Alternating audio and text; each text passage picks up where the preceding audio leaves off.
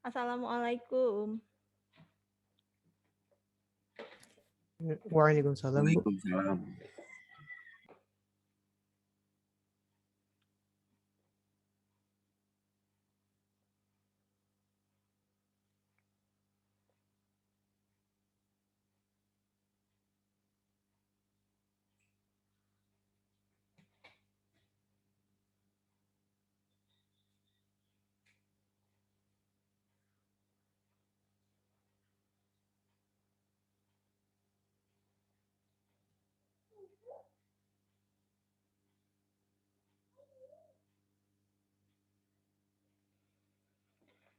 Oke, apa kabar semuanya?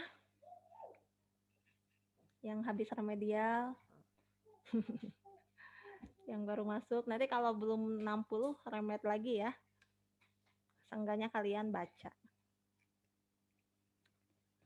Jadi harus ada perubahan gitu. Jangan nggak bisa seenaknya nanti kalau bukan udah ikut remedial berarti nilainya aman ya, enggak juga, dilihat dulu kan skornya. Sampai nilainya batas minimal ya, minimalnya 60 gitu. Jadi nggak ada mau dia berkali-kali ikut remedial kalau nilainya masih 17 ya nggak bisa gitu ya. Oke, hari ini disatuin ya kelas B sama kelas D karena Bu Firasnya berhalangan hadir. Agenda kita tentang analisis data. Kalau sebelumnya sudah dibahas tentang pengumpulan data, sekarang bagaimana cara menganalisisnya ya.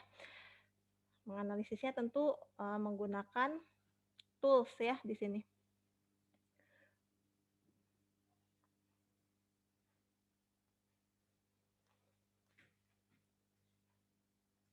Sebentar ya Ibu stop share dulu.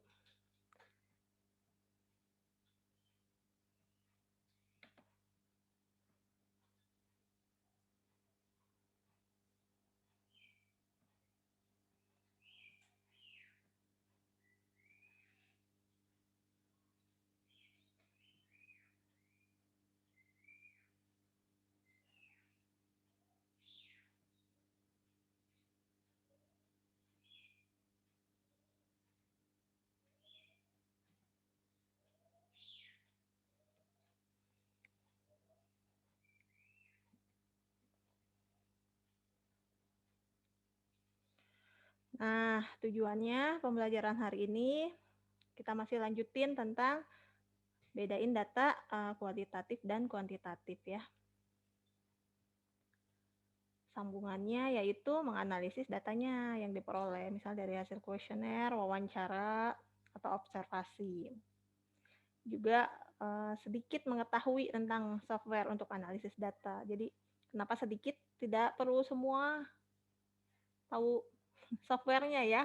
Misalnya ada Excel, ada SPSS, ya cukup 2 gitu ya dari misalnya 5 nanti yang mau dikasih contoh untuk hari ini ya. Mampu menginterpretasikan dan menyajikan data secara tepat.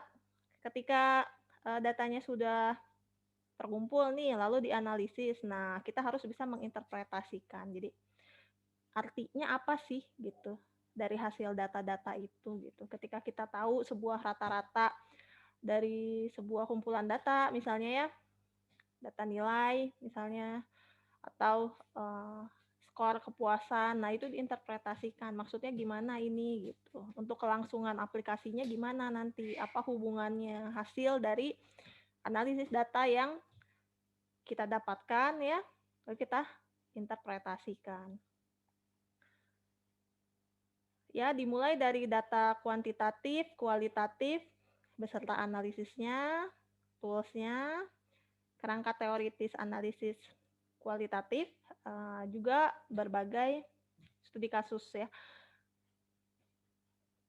Tapi di sini titik beratnya yang pernah diteliti saja ya oleh Ibu dan teman-teman dosen Bu Nanda dan Pak Sutadi ya.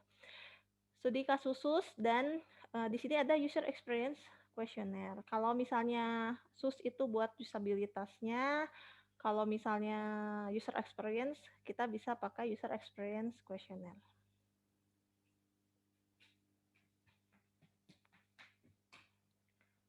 Data kualitatif dan kuantitatif. Disinggung di UTS juga ya, jangan sampai salah. Kalau kualitatif dia datanya bersifat naratif ya, direpresentasikan dalam pola dan cerita. Kalau kuantitatif berupa angka-angka, numerik ya, kuantitatif. Untuk menganalisis kuantitatif kita biasanya dicari misalnya rata-ratanya kah, persentasenya, lalu kita representasikan dalam bentuk grafis. Mungkin teman-teman juga udah tahu ya dari SD ya, pernah belajar bikin grafik batang, grafik lingkaran ya. Garis, itu kan tergantung dari kebutuhan kita, mau apa, mau distribusi, mempresentasikan distribusi data ya, kita bisa pakai line chart, histogram chart, bisa pakai scatter chart, komposisi ya, bisa pakai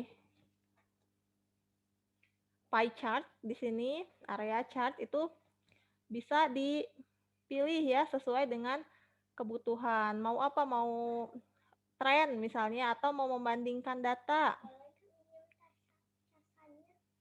Buat apa?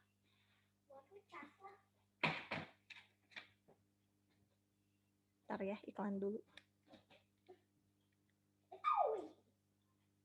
Dah. Atau di sini ada contohnya ya, contoh pemakaiannya di visualizing log data. Misalnya di sini sebuah learning management system. Bisa kita lihat statistiknya ya yang sudah menyelesaikan tugas misalnya. Terus nama-nama siswa yang ikut. Ada leaderboardnya juga ya. Di sini rank 1 dengan poin 955. Nah, jadi representasi grafis itu memang memudahkan kita untuk mengambil sebuah informasi. Kalau kita diberikan sebuah kumpulan data berupa angka-angka yang banyak sekali kan tentu pusing ya.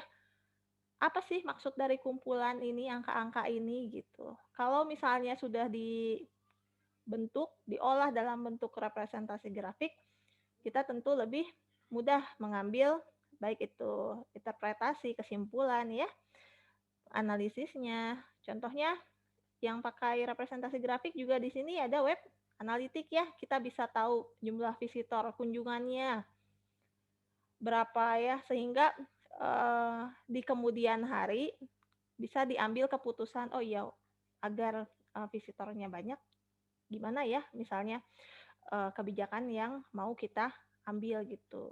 Memangnya web kita ini sulit gitu untuk dipahami gitu ya. User ketika buka web kita apakah boring atau enggak kan itu banyak sekali alasannya. Nah, ketika dilihat oh kunjungannya sedikit, kita kasih kuesioner yuk misalnya untuk pemakai web kita gitu dan nanti kita benahi segala kekurangannya. Analisis kualitatif ya. Berbeda dengan analisis kuantitatif, di sini kita bisa pakai pola, kategorisasi, dan mencari critical incidents. Kita bisa pakai affinity diagram ya, diagram afinitas. Di sini digolong-golongkan dari levelnya ya, single point, third level, second level, ada workflow-nya. Kalian bisa buka di miro.com, bisa lihat-lihat template-nya ya yang sesuai untuk lebih mengorganize ya di sini. Untuk kerja tim juga bisa pakai affinity diagram template ini.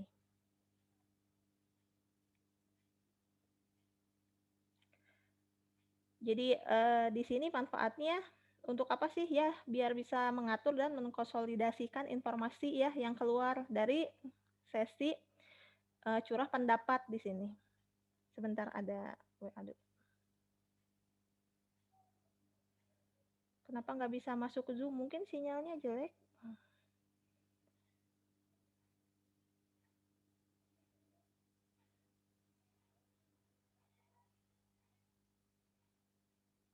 Kalau suara saya terdengar nggak? Terdengar jelas nggak? Jelas. Jelas. Bu. Kecil Bu suaranya mah. Suaranya kecil. Ya kalau di saya mah. Kalau di yang lain gimana? Nanti saya udah curhat, udah Kecil juga, Bu. curcol. Ternyata nggak kedengeran gitu. Kecil Bu suaranya.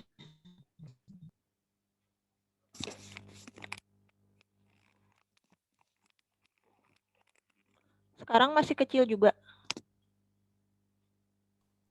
Mending. Lumayan pas Bu. Oh, lumayan pas.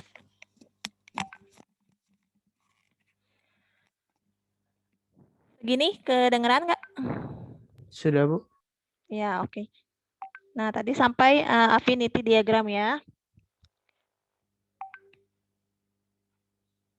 Jadi, ini kerangka kerja ya, diagram afinitas ini. Kalau kita mau bangun produk ya, ngatasi masalah yang kompleks, ngebangun proses, di sinilah sesi curhat-curhat pendapat ini bisa digabungkan ya, karena ini gabungan dari perspektif semua orang. Jadi nanti bisa kelihatan gitu ya hubungan antar idenya.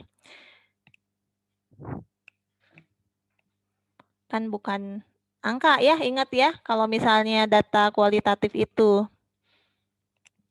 Toolsnya kita bisa pakai spreadsheet ya. Teman-teman kalau pakai Excel biasa kan, spreadsheet, kita bisa pakai SPSS.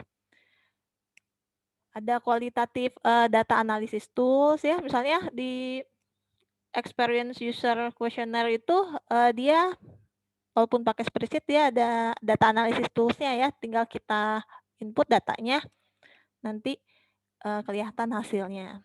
NVivo dan Cakdas. Nah, ini contoh dari spreadsheet ya, Excel sebenarnya.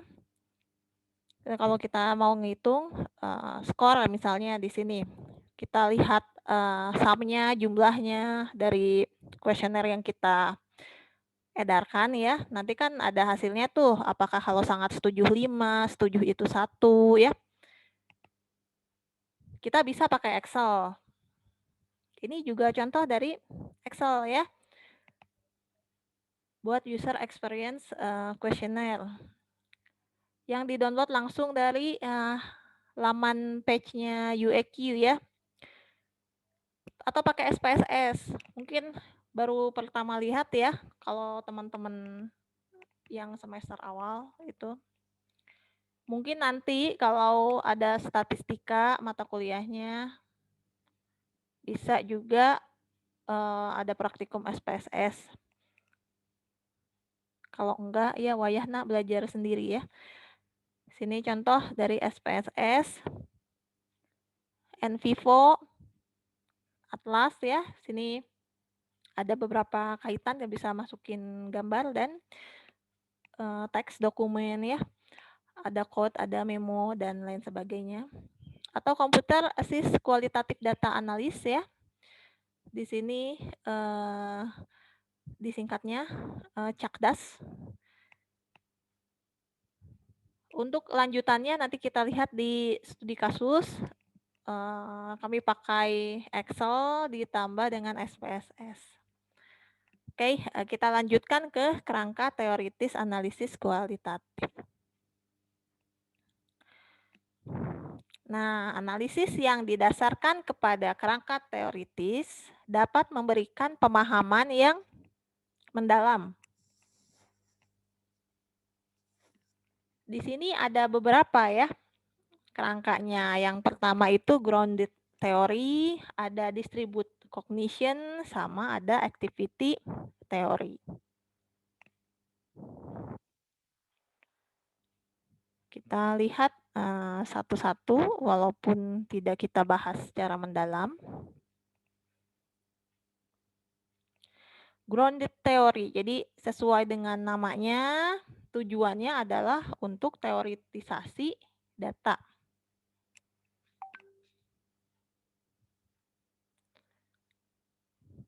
Nah, teoritisasi adalah sebuah metode penyusunan teori yang berorientasi pada tindakan interaksi ya. Karena itu cocok digunakan untuk penelitian terhadap perilaku.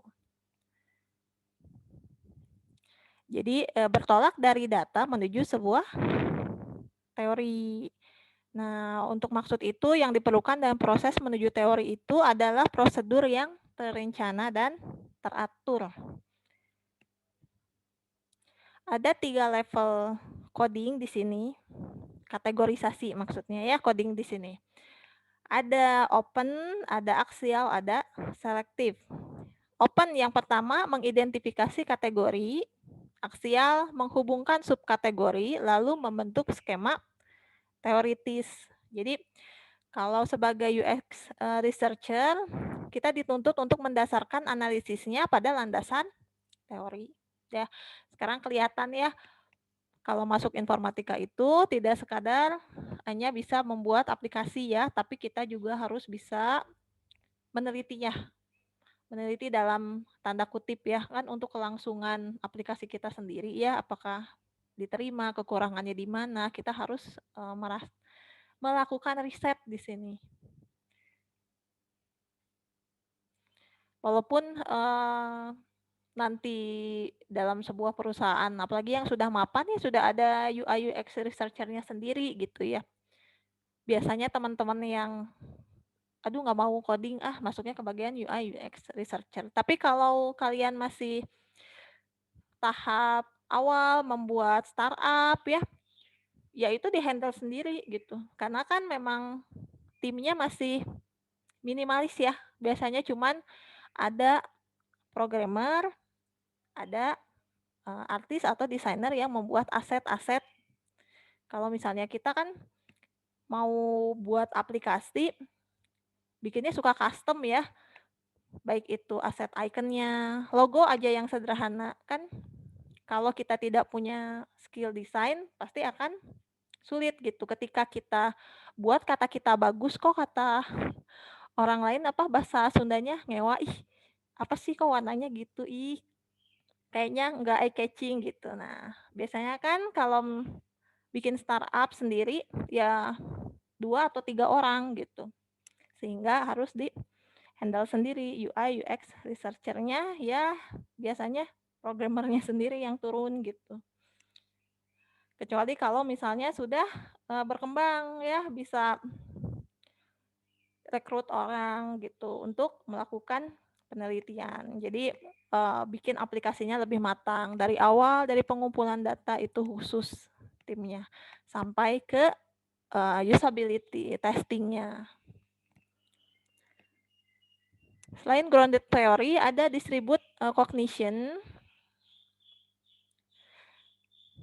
Di sini bisa dibaca ya di Rogers biasa Bapak Desain Interaksi Rogers Pearce itu.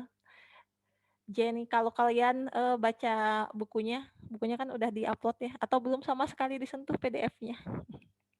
Biasalah Bu, katanya mahasiswa. Tapi sekali-kali dibuka ya, itu ya. Nggak cukup kok belajar dari PowerPoint gitu. Walaupun ujian-ujian kemarin juga kan keluarnya itu sebenarnya dari PowerPoint yang udah diberikan ya. Ada activity teori juga. Ini framework teoritis ya. Untuk menganalisis pemahaman dari interaksi manusia human interaction melalui tools di sini. Tadi ada kata-kata artefak sering ya, naratif, artefak ya. Nah, penyajian data dalam bentuk penyajian data ini kita akan buat pernyataan ya yang harus dapat dipertanggungjawabkan berdasarkan data yang kita peroleh gitu. Penyajian datanya tergantung pada audiens. Itu typo, kebalik audiens. Tujuan teknik pengambilan dan analisis datanya. Penyajian data secara grafis dapat menjadi teknik penyajian yang tepat.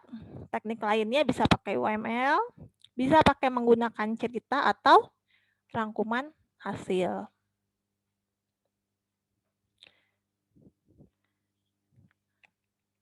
Nah, di sini kita beranjak ke sistem usability scale ya. Ada penelitian nih, penelitian Ibu dan teman-teman dosen informatika. Tuh, ditambah lagi ya informatika tuh harus bisa bahasa Inggris.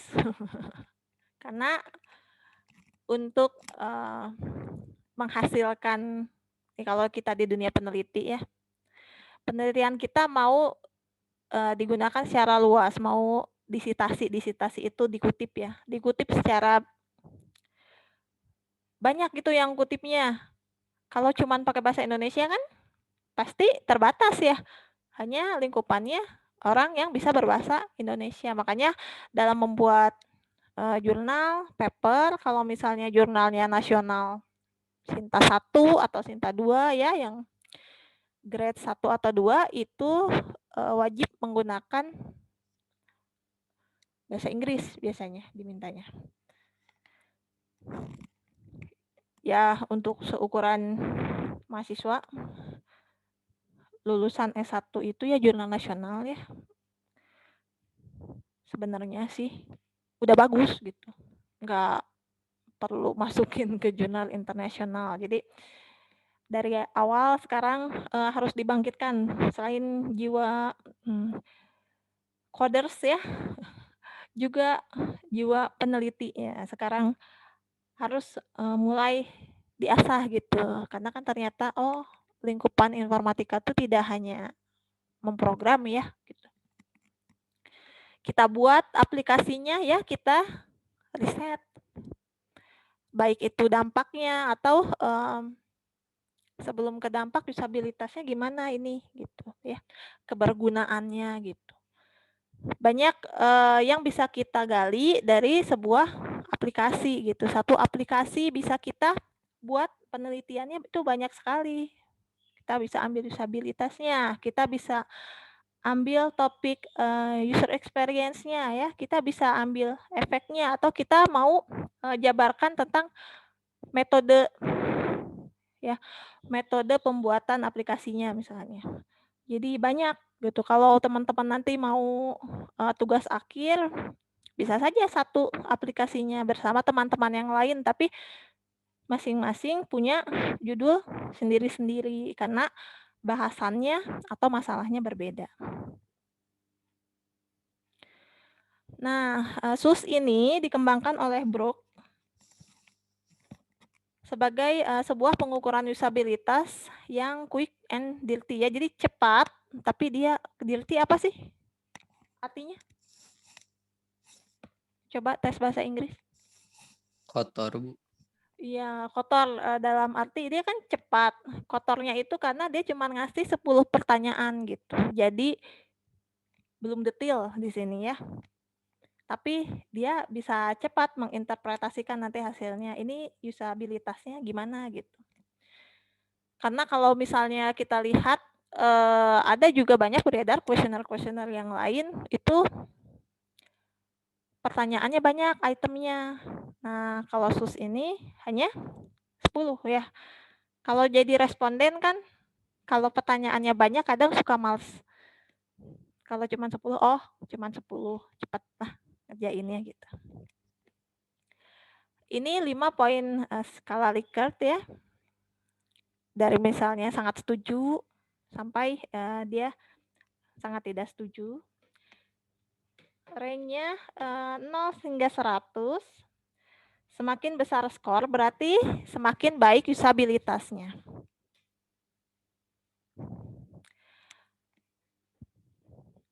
Namanya juga sistem usability score. Jadi ini tools analisis kuantitatif sederhana untuk menilai apa? Usabilitas sistem. Ada 10.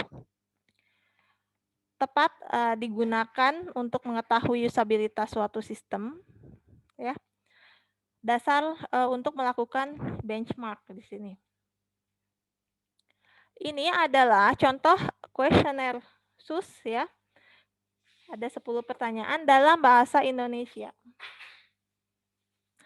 Responden diberi 10 pertanyaan, intensitasnya dari sangat tidak setuju sampai sangat setuju. Misalnya saya pikir bahwa saya akan ingin lebih sering menggunakan aplikasi ini. Nah, dijawablah itu dari skala 1 sampai 5. Saya menemukan bahwa aplikasi ini tidak harus dibuat serumit ini misalnya. 1 sampai 5. Jawab sampai 10. Nah, untuk cara penghitungannya nanti kita coba ya. Ada rumusnya.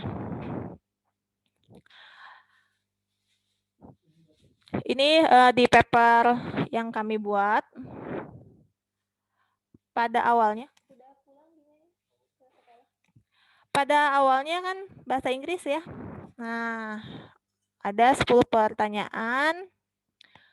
Ada versi bahasa Indonesianya yang sudah dibuat ya oleh Pak Hari Budi Santoso dan Bu Zahra Zafrina. Itu bisa dipakai. Kenapa sih kita pakai yang sudah ada? Ya, agar lebih pas ya daripada kita buat sendiri gitu. Karena dalam membuat sebuah instrumen itu yang paling penting adalah validitas dan reliabilitasnya. Validitas itu kita bisa mengukur apa yang mau kita ukur gitu dengan tepat. Kita mau mengukur misalnya nih ujian desain interaksi. Nah, masa kan soalnya web design kan nggak sesuai ya. Kita harus bisa mengukur apa yang diukur. Berarti soal-soalnya juga materinya tentang desain interaksi. Sama seperti usabilitas ini. Kita mau mengukur usabilitas ya. Berarti pertanyaan-pertanyaannya harus yang berhubungan dengan usability. Jangan mau mengukur A gitu. Yang ditanyakan responden itu B ya. Agar Maaf, patah-patah. patah-patah. Agar instrumennya itu teruji, maka kita harus pakai yang sudah ada dulu. Apalagi setingkat teman-teman baru mahasiswa ya, belum expert di bidangnya, itu pakailah yang sudah ada. Sehingga bisa dipertanggungjawabkannya. Nanti kan kalau menuliskan ini dasarnya dari apa gitu. Referensinya kita harus tulis di situ. Tadi kan ada 10 pertanyaan ya. 10 pertanyaan itu ada responden ya. Respondennya misalnya di sini 56 responden.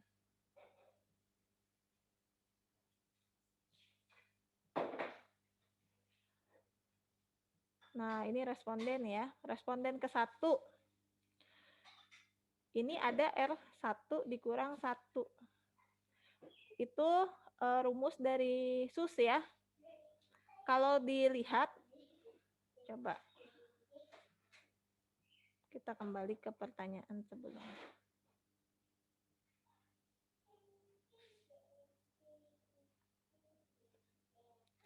Saya pikir bahwa saya akan ingin lebih sering menggunakan aplikasi ini. Nah, itu kalau misalnya jawabannya semakin tinggi, ini kalimatnya positif atau enggak buat aplikasi kita lah.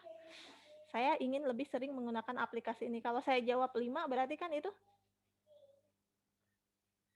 bagus ya, positif gitu. Bandingkan sama yang nomor 2, saya menemukan aplikasi ini seharusnya ini tidak harus dibuat serumit ini. Kalau saya jawabnya 5, berarti artinya apa? Artinya positif atau negatif? Negatif. Bilangnya, harusnya nggak dibikin serumit ini deh aplikasinya gitu. Sekarang ke nomor 3 nih. Saya pikir aplikasi ini mudah untuk digunakan. Kalau saya jawab 5, itu positif atau negatif? Positif. Positif ya. Wah, bagus. Kita senang sebagai developer kalau jawab Ada yang jawab 5. Wah, mudah digunakan. Sekarang nomor 4 nih. Saya pikir saya akan membutuhkan bantuan dari orang teknis untuk dapat menggunakan aplikasi ini. Wah, ada yang jawab responden 5. Artinya apa? Kita bertanya-tanya ya sebagai pengembang. Wah, di mana sulitnya ya gitu. Dia jawab 5 kan. Nah, sehingga pada SUS jangan sampai sebagai responden kan kadang biar cepet, kayaknya nih kalau jawabnya sangat setuju semua, ini karena buatan teman saya pasti bagus nih, tapi nggak dibaca dulu soalnya. Sangat setuju, sangat setuju, sangat setuju. Ternyata apa? Ketika kita lihat pertanyaan ganjil dan genap itu beda ya. Pertanyaan ganjil itu lebih ke positif. Kita seneng kalau responden jawabnya skornya maksimal 5. Tapi kalau pertanyaan yang genap coba dijawab 5. Aduh, kita sedih nih. Kenapa responden tuh nganggapnya aplikasi kita rumit? Kenapa perlu bantuan orang lain gitu kan? Di sini kenapa saya perlu belajar banyak hal sebelum saya bisa memulai menggunakan aplikasi ini. Pertanyaan yang ke-10, apa yang harus dipelajari dulu nih? Misalnya ngasih aplikasi, kenapa responden harus belajar keras dulu? Berarti kan, sulit dipakai nih aplikasinya. Gitu. Oleh sebab itu, di sini ada yang namanya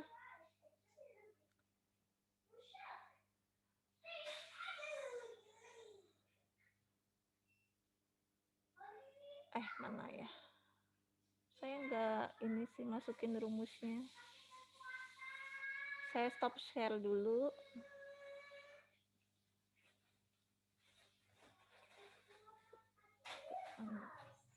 Kita lihat ke paper aslinya aja.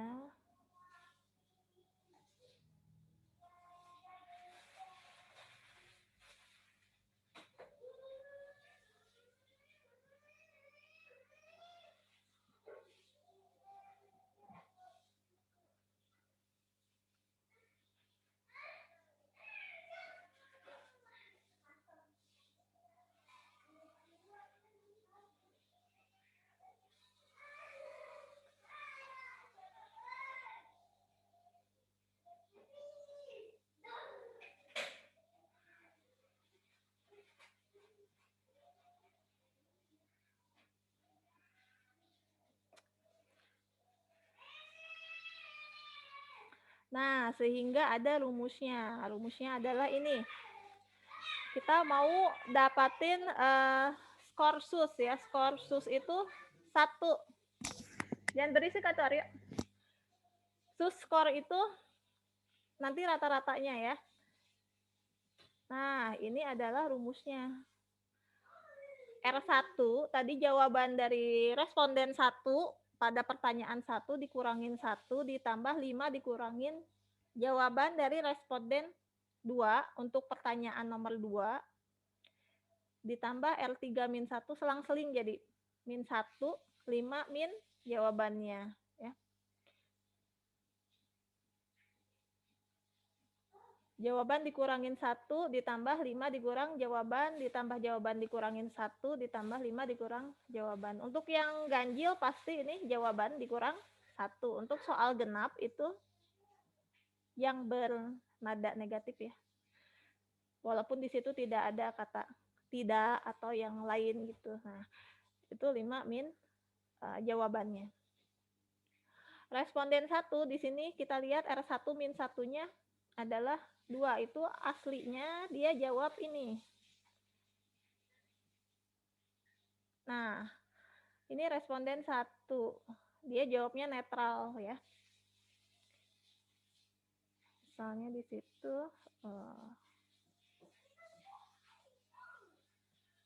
misal di sini ada pertanyaan dan jawabannya ya. Yang responden 1 dia menjawab pertanyaan nomor 1 itu 3. Responden 2 jawabnya 1. Responden 3 pertanyaan nomor 3 responden 1 masih responden 1 jawabnya 5. pertanyaan 4-1, pertanyaan 5-4, pertanyaan 6-1, pertanyaan 7-4, pertanyaan 8-1, pertanyaan 9-5, pertanyaan 10 itu 1. Nah, kita masukkan ke skor SUS tadi ya. Ini contoh aja, contoh data gitu. Tadi adalah R1 dikurang 1 atau Q1 dikurang 1 di sini. Ini dikurangin 1 ya. Untuk yang ganjil. Ini untuk yang genap. Ini untuk yang ganjil, genap. Nah, ini contoh dari analisis data. Kita mau pakai analisis data tapi pakai Excel. Kalau misalnya kalian sebar kuesionernya offline, coba harus diinputin ya. Kita harus inputin data satu-satu. Jadi sekarang lebih banyak riset online ya. Masukkan saja pertanyaannya, kuesionernya ke dalam Google Form. Nanti kan kita nggak usah kerja 2 kali daripada kita sebar kertas ya. Nah, ini tadi kenapa di sini jawabannya itu 2, karena dia jawab aslinya tuh 3, cuman kita masukin ke dalam SUS skor. Hasilnya 2. 2, 4, 4, 4. Nah, ini hasilnya. Biar kita bisa masukin ke rumus ini. Sehingga SUS skor setiap responden, SUS skornya ini dijumlahin. Tapi nggak cukup dijumlahin ya. Dijumlahin dikali 2,5.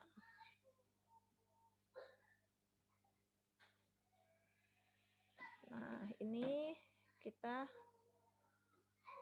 ini sumnya 2 ditambah 4 ditambah 4 ditambah 4 tambah 3 tambah 4 tambah 3 tambah 4. Nah, sampai ke pertanyaan yang ke-10 itu jumlahnya 36. 36-nya dikali 2,5. Lakukan hal yang sama pada setiap jawaban responden. Ini tadi baru responden yang pertama. Sekarang responden yang kedua. Nah, kalau pakai Excel kan tinggal ditarik ya. Sampai ke responden yang ke sini ada 56 responden.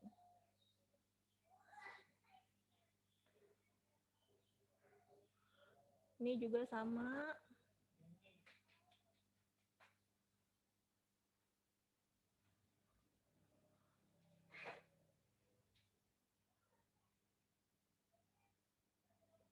Ini pertanyaan ketiga.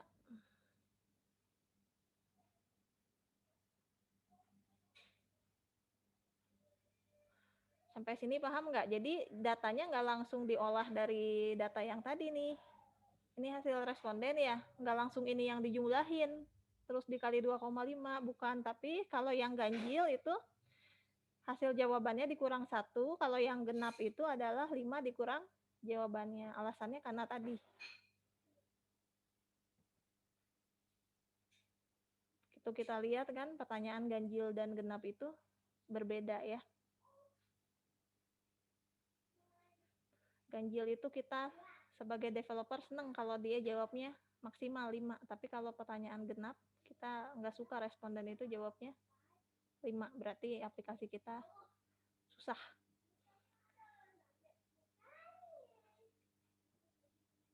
Susah, rumit, tidak user friendly gitu.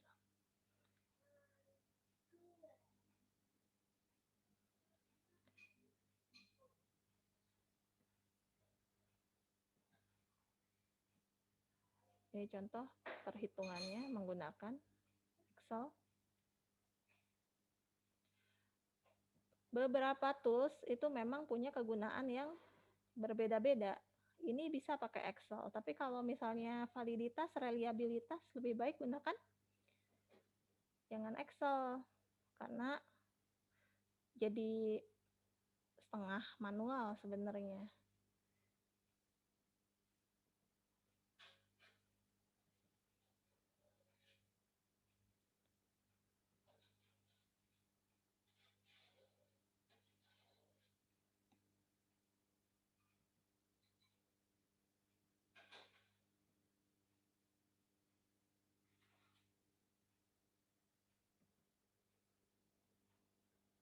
ini live juga kan, cuman sebentar ya nganalisis data itu. Ini sekarang jumlahnya kita lihat.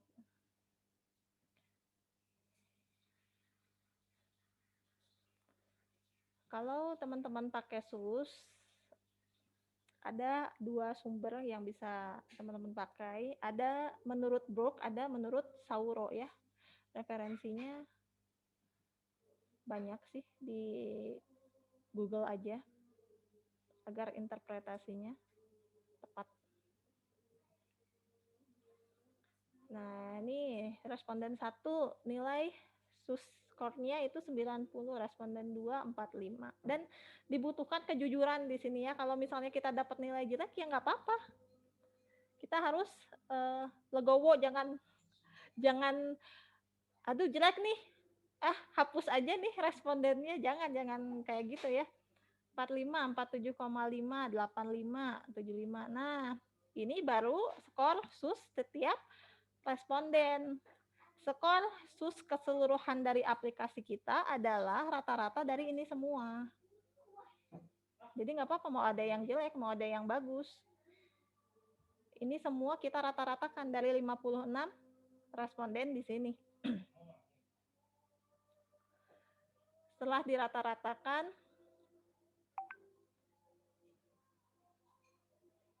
di sini didapat 75,45. Lalu kita interpretasikan maksud dari 75,45 itu apa? Interpretasi ya. Interpretasi juga harus ada dasar teorinya. Nah, kalau di sini contohnya pakai Sauro kategori Sauro. 75,45 itu taruhlah di setengah ya. Setengahnya nih di antara 70 sama 80. Oh, dia nilainya B. Kata sifatnya good masuknya. Acceptable-nya ternyata acceptable ya. NPS-nya itu pasif. Grade menunjukkan ya grade level aja ya, A, B, C, D. Kalau paling bagus kan pasti A, nilai juga kan paling bagus A. Itu setara dengan kata sifat good ya, baik, belum masuk ke excellent, tapi masih di atas oke. Diterima oleh user ya, tapi di sini NPS-nya masih pasif. NPS itu adalah Net Promoter Score. Ketika NPS-nya pasif, kita dikasih nih sebuah aplikasi. Nah, respondennya itu pasif, nggak nyuruh orang pakai, nggak nyuruh orang berhenti pakai aplikasi itu. Gitu. Yang bagus apa? Yang bagus masuk ke promoter, mempromot ya. Aplikasi ini bagus loh, coba kamu pakai gitu. Nah, tapi kalau masih pasif, itu namanya pasif gimana sih ya? Cicing kan ya, diem gitu kan. Nyuruh pakai enggak, nyuruh berhenti orang untuk stop menggunakan aplikasi itu juga enggak.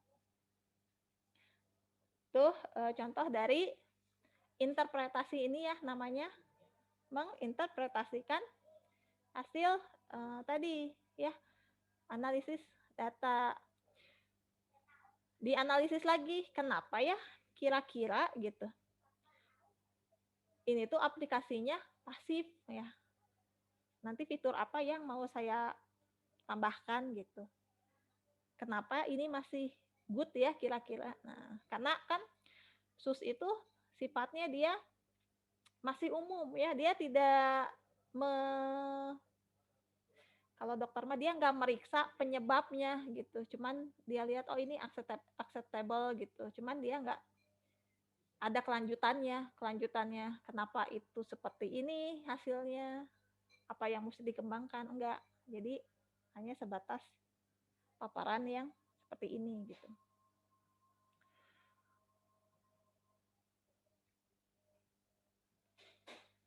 Ada azan ya, sebentar kita rehat dulu sekitar 3 menit ya, nanti kembali lagi.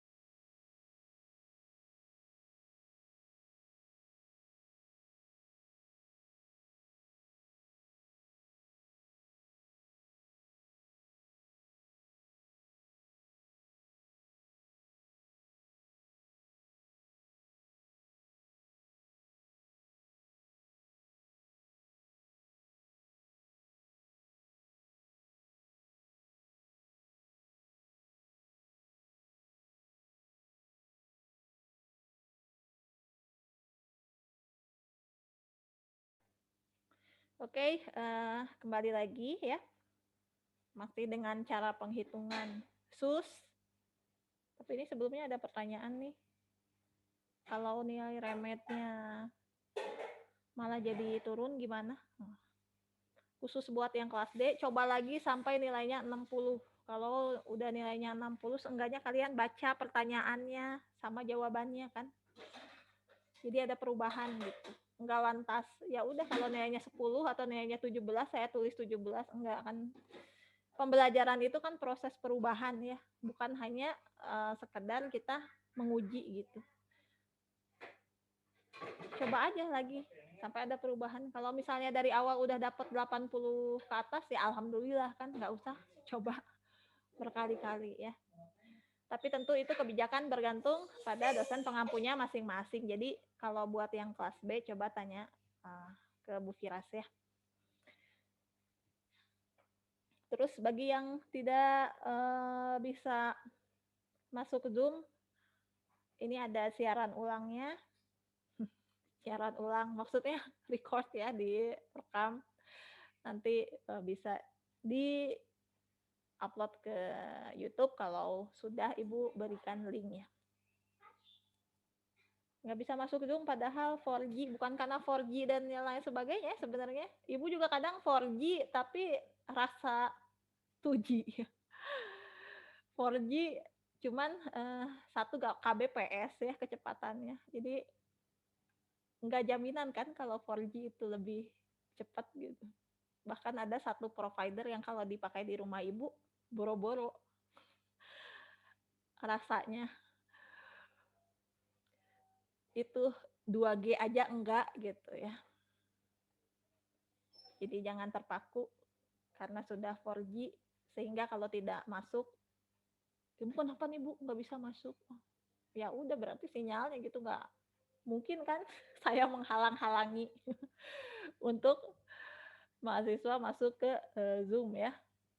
Nah oke, tadi penggunaan dari Excel ya, contoh dari penggunaan Excel untuk analisis data. Sekarang instrumen itu atau kuesioner yang kita gunakan itu harus yang pertama valid ya, yang kedua harus reliable. Validitas mengukur apa yang diukur, reliable adalah keajegan. Sehingga kalau kita gunakan lagi instrumen ini, tadi kan hasilnya 75,45 ya, hasilnya tuh nggak akan jauh-jauh lagi dari 75,45. Enggak, kita pakai sekarang, skornya 75. Besok nih, rentang waktunya dekat kan ya, besok kita share lagi tuh kuesioner, hasilnya jadi 30 atau malah 90. Nah, itu reliabilitas kuesionernya dipertanyakan ya. Kita bisa cek dengan menggunakan SPSS ya. Atau tadi, kenapa sih kita pakai kuesioner yang sudah ada? Itu agar terjamin reliabilitas dan validitasnya. Tapi tidak apa-apa kalau misalnya dia kan udah valid nih, SUS ini ya, sudah dipakai di berbagai macam negara. Sudah valid, sudah reliable, kita cek lagi, betul nggak sih valid ya dalam kasus yang kita pakai ini tadi dengan data yang kita dapat dengan aplikasi kita sendiri gitu. Oh, benar nggak sih ini reliable gitu. Caranya adalah yang pasti download SPSS, masukkan data yang tadi yang sudah dikurangin ya, yang skor ganjilnya itu dikurang 1, yang skor genapnya itu 5 dikurangin jawabannya. Nah, tadi kan udah dapet ya, ada skor SUS-nya. Ini semua. Nah, ini nih kalau SPSS tuh. Nah, atasnya tuh ada barnya ya, file, edit, data, view, transform, analyze ya. Ada yang namanya validitas. Mungkin teman-teman ini nanti dibahas lebih lanjut di mata kuliah statistika ya, statistika dan probabilitas. Validitas itu ada hubungannya dengan korelasi. Kita bisa pilih bivariat. Ini sebelumnya ada di sini nih variabelnya. Kita pindahkan ke sebelah sini. Lalu pilih yang person. Nah, ini adalah berbagai macam metode ya. Ada korelasi person, ada korelasi Kendall, ada korelasi Spearman. Bisa kita pakai yang person. Tinggal di OK. Nanti dia akan ada hasilnya.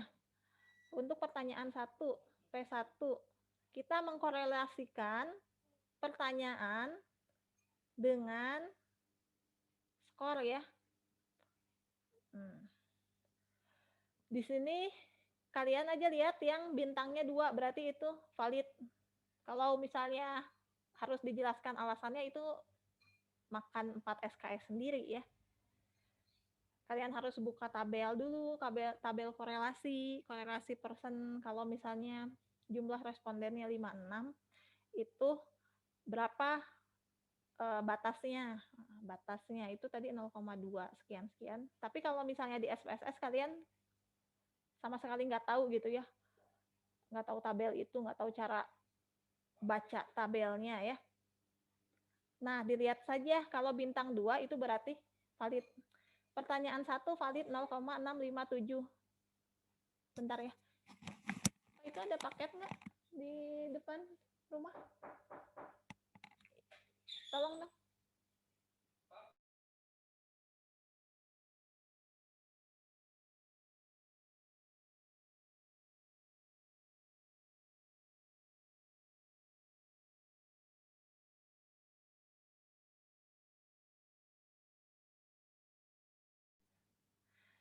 Nah, kalau bintang 2 ini berarti valid. P1 ini valid, P2 valid, P3 valid,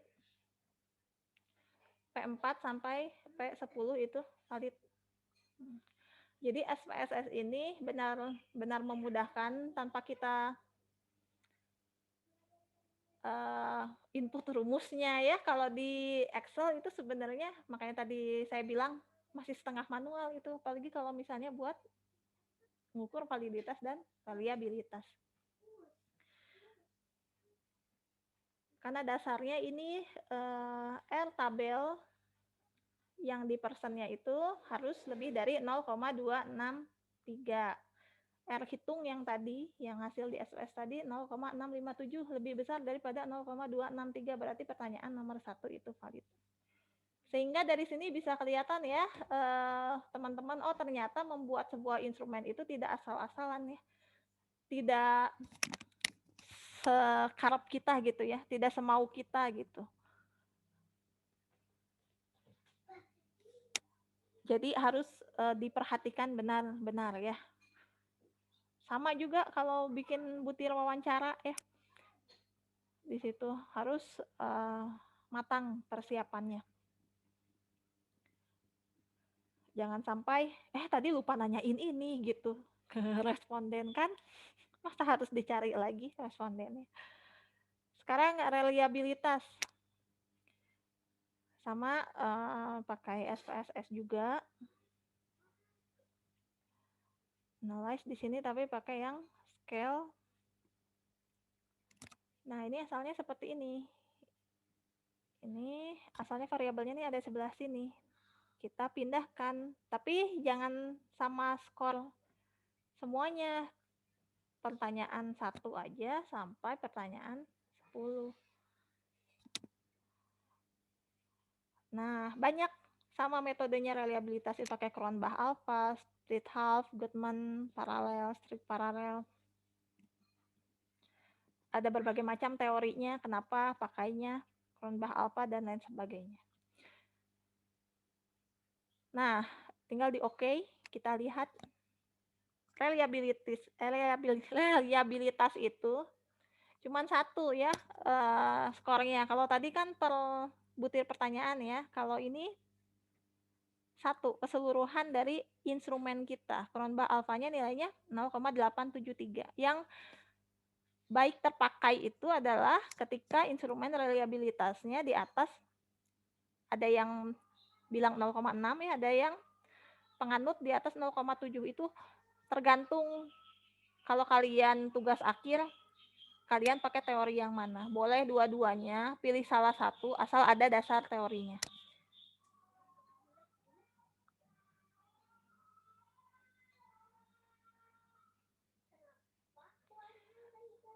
Dibuktikan ternyata instrumennya valid dan reliable. Diinterpretasikan, ya, dianalisis datanya. Nah, 75,45 ini termasuk ke persentil yang mana, ada di sekitaran mana, ya, artinya apa, itu berdasarkan interpretasi apa, ya. Interpretasinya siapa, Sauro atau Brooke misalnya.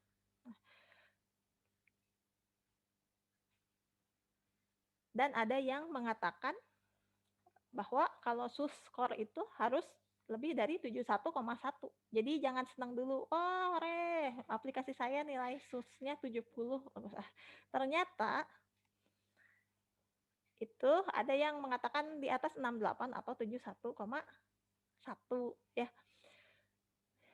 Jadi tetap sebagai insan informatik harus taat ya, patuh terhadap ini semua, teorinya apa, dari mana, itu tetap aja ada ya. Runut ya, kita harus mulai berpikir, harus belajar berpikir sistematis. Kalau enggak, atau gujut ya, itu pusing. Kita bikin program aja kan pakai flowchart dulu ya, dari start sampai keluar ya, sampai nutup aplikasi, sampai quit-nya itu.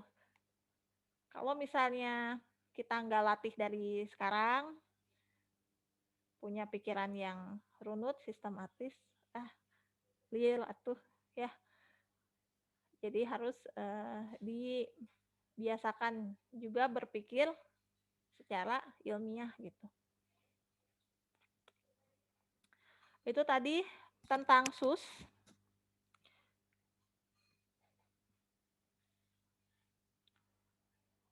Tadi sampai ini ya, studi kasus SUS.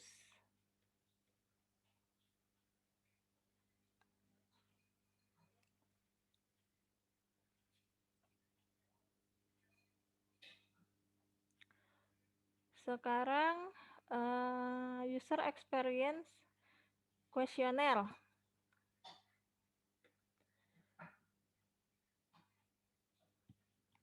Kepencet.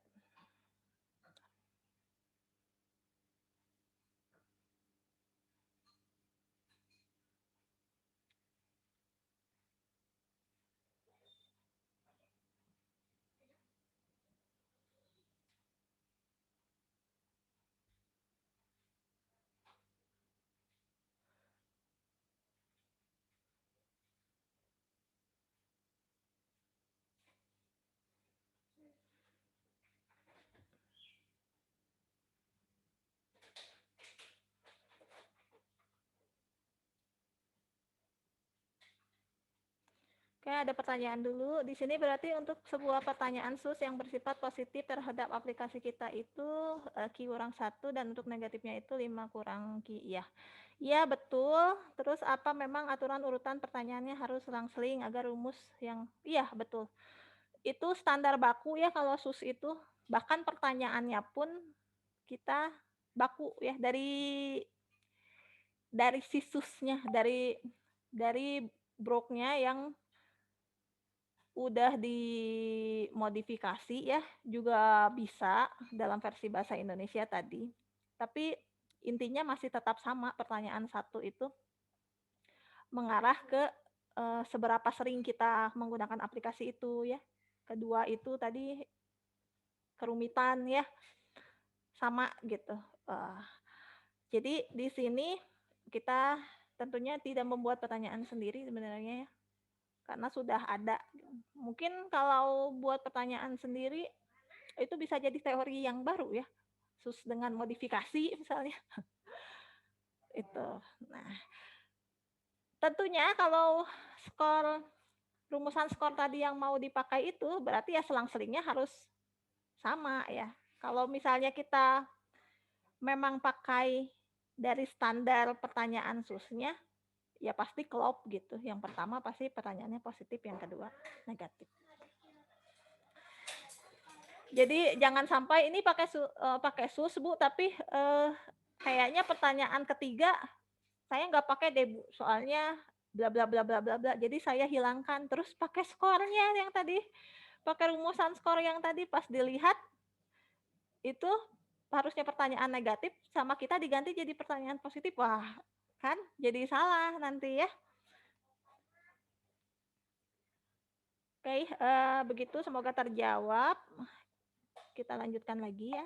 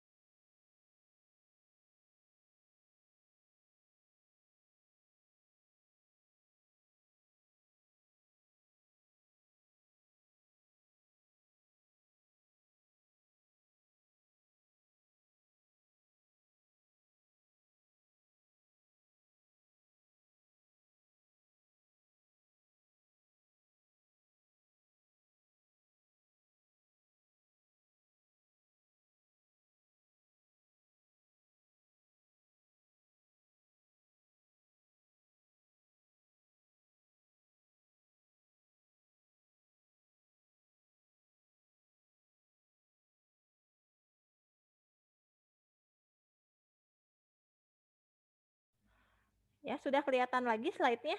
User experience questionnaire. Bisa terlihat? Nah, Bu. Oke. Nah, kalau tadi kan mengukur usabilitas ya, kebergunaan sebuah produk, sebuah aplikasi. Walaupun itu lingkupnya gede, nggak cuma aplikasi aja sebenarnya SUS itu ya. Jadi bisa lihat literatur yang lain, referensi yang lain, yang khusus untuk misalnya mobile application. Sekarang ke user experience questionnaire. Berbeda dengan SUS, dari namanya juga ya. Tadi usability ya. Sekarang user experience. Ada 6 skala penilaian. Yang pertama, dia mengukur daya tarik. Yang kedua, kejelasan. Yang ketiga, efisiensi. Keempat, ketepatan. Kelima, stimulasi. Dan keenam, kebaruan. Human computer interaction atau desain interaksi itu tidak akan lari ya dari yang namanya 2, UI, UX ya. User interface, usability, user experience. Nggak akan jauh-jauh dari kedua istilah. Daya tarik, apakah pengguna menyukai atau tidak menyukai produk kita? Kejelasan, apakah mudah untuk mengenal produk? Apakah mudah untuk belajar bagaimana menggunakan produknya? Efisiensi, bisakah pengguna menyelesaikan tugas mereka tanpa usaha ya? Apakah pengguna merasa terkendali terhadap interaksi? Itu ketepatan. Stimulasi, menarik, memotivasi. Nah, apa yang ini yang bagus nih? Kebaruan, novelty itu inovatif dan kreatif. Apakah produk kita menangkap minat pengguna? Memudahkan mengukur user experience pada sebuah desain aplikasi, user experience questionnaire. terdiri dari 26 komponen pertanyaan. Sama, ini juga baku, pertanyaannya baku, bisa langsung dipakai sama seperti SUS tadi. Bahkan di sini menganalisis datanya, kalau tadi kalau tadi SUS kan masih manual ya Ibu sendiri gitu. Q1 dikurang 1 ya kan, 5 dikurang jawabannya gitu. Nah, kalau di sini di webnya User Experience Questionnaire itu sudah ada spreadsheet yang bisa kalian download. Tinggal ganti aja data-datanya dengan data hasil riset kita. Ada 7 pilihan jawaban. Kalau tadi 5 ya, ini ada 7. Dan sudah tersedia juga penelitian jadi paper dalam bentuk bahasa Indonesia. Sudah dialih bahasakan dengan validitas dan reliabilitas yang mumpuni ya. Sama juga ini yang menerjemahkannya Pak Hari Budi Santoso ya, beliau seorang ahli desain interaksi di Universitas Indonesia. Daftar pertanyaan dari User Experience Questionnaire. Menyusahkan, menyenangkan. Bagaimana rasanya? Kalau menyusahkan, ya banget. Berarti kan kita pilih yang 1 ya.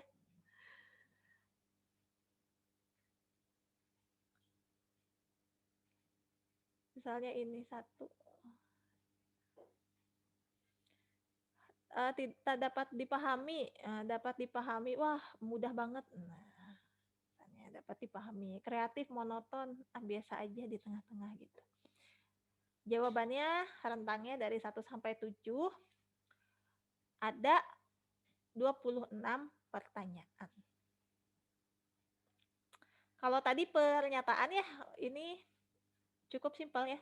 1 kata, menyusahkan, menyenangkan, tidak dapat dipahami, kreatif. Kalau tadi kan saya rasa saya perlu bantuan orang lain misalnya untuk menjalankan aplikasi atau sistem ini. Nah, kalau ini bentuknya seperti ini, teman-teman.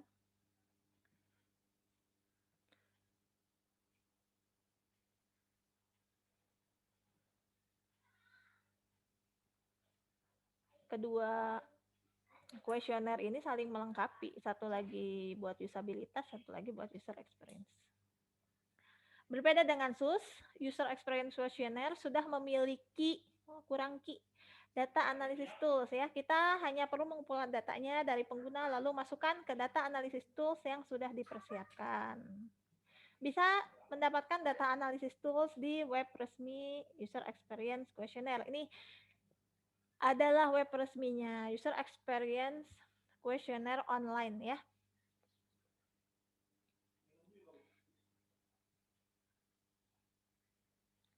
Dia mengukur attractiveness ya, perspicuity, efficiency, dependability, stimulation, dan novelty. Di-download di sini data analysis tools-nya. Sudah tersedia dalam berbagai bahasa, silahkan dicoba. Nah, ini cara menghitungnya. Kita tadi download data analysis tools-nya dari si web yang tadi ya. Kita hitung nih. Nanti ada pilihan mau pakai bahasa apa. Kalau misalnya pakai bahasa Indonesia, ntar hasil interpretasinya dia udah bahasa Indonesia. Di bagian data, itu kita bisa ganti dengan data kita.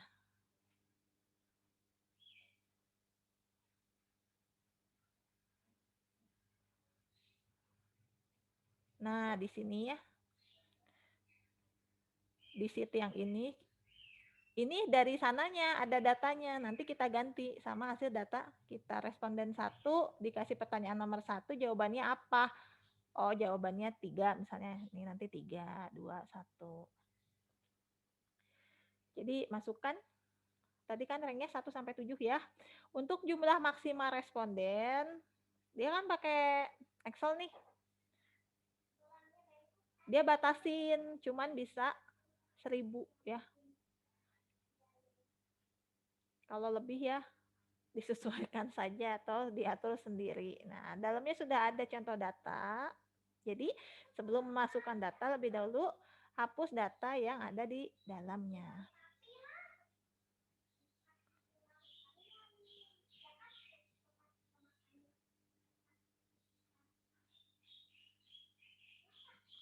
Nah, hasilnya nanti ada skala apa nih? Daya tarik misalnya ya. Rata-ratanya berapa, kejelasannya, efisiensi, ketepatan, simulasi, dan kebaruan dari aplikasi kita. Lalu nanti ada hasil seperti ini. Nih, daya tarik dia di bagian hijau muda ya. Hijau muda apa berarti?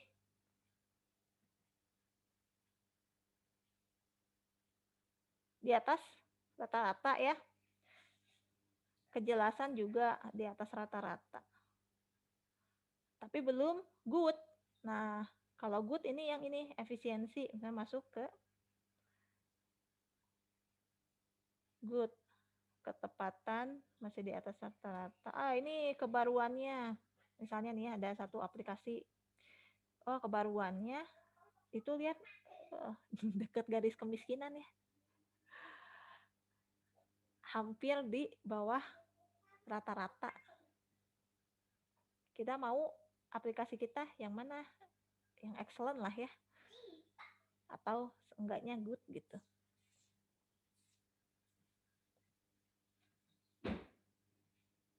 Aduh, sampai sini ngerasa salah jurusan enggak? Ternyata kok ketemu lagi sama yang beginian. Ya, udah siap-siap ngoding, Bu, bilangnya gitu. Nah, kesimpulan dari skor user experience questionnaire itu dari data hasil hitung di data analysis tools, kita dapatkan kesimpulan dari masing-masing skala penilaian yang tadi daya tarik sampai ke kebaruan atau novelty ya. Ada peringkat dari setiap skor yang didapat. Mulai dari bad ya, jelek, below average, above average, good, dan excellent. Nah, harapannya hasil akan mendapatkan peringkat yang excellent. Sampai sini ada pertanyaan. Kita coba buka tadi ya data analysis tool dari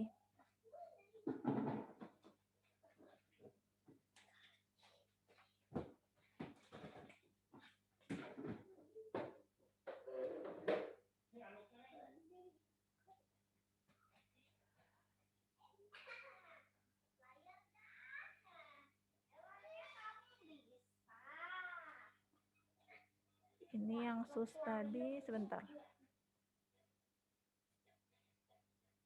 Udah kelihatan belum ini yang user experience questionnaire dalam bentuk Excel? Belum ya? Belum kelihatan. Bentar.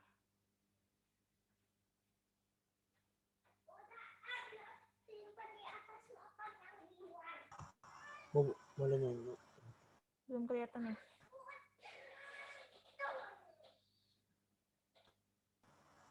Sekarang udah belum? User experience questionnaire.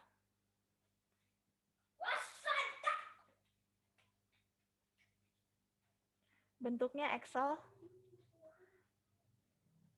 Autor Dr. Martin Scrap udah kelihatan?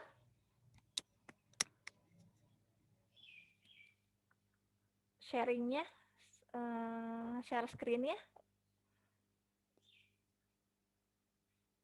Nah, ini kita ganti choose your language. Biar nanti interpretasinya pakai bahasa Indonesia. Ini datanya bisa kita hapus. Kalau di situ dihapus, nanti hasilnya dia bisa langsung nih bisa kita lihat ya. Contoh nomor 1.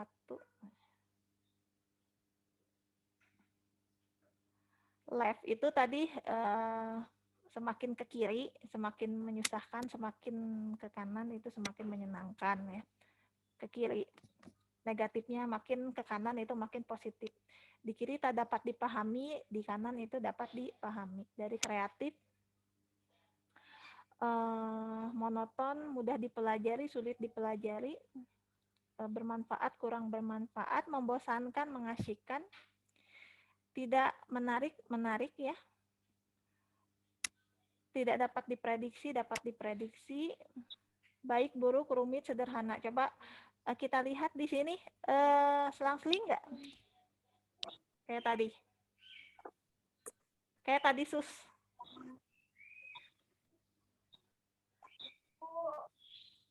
Tidak efisien, jelas, membingungkan.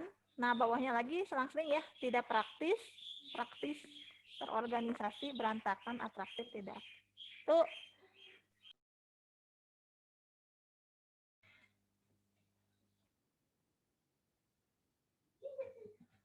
Maaf ya, terlempar. Berarti itu udah tandanya mau berakhir. Maaf kelamaan juga kuliahnya. Nah, kenapa sih kita bikin kuesioner tuh sukanya selang-seling, ada yang positif, negatif, ya biar bisa kita ukur nanti, lihat responden yang asal-asalan ngisinya sama yang enggak gitu. Masa asalnya cinta terus ditanya lagi jadi enggak cinta gitu. Pertama bilang, oh iya bagus, ditanyain lagi enggak bagus, ya cenah bilangnya gitu kan. Gimana sih ini gitu kan, responden kok galau gitu, tadi bilang ditanya nomor 1 bagus, dijawabnya lagi di pertanyaan berikutnya nggak bagus lagi kan, nyusahin ya kayak gitu. Nah, oke, karena waktu juga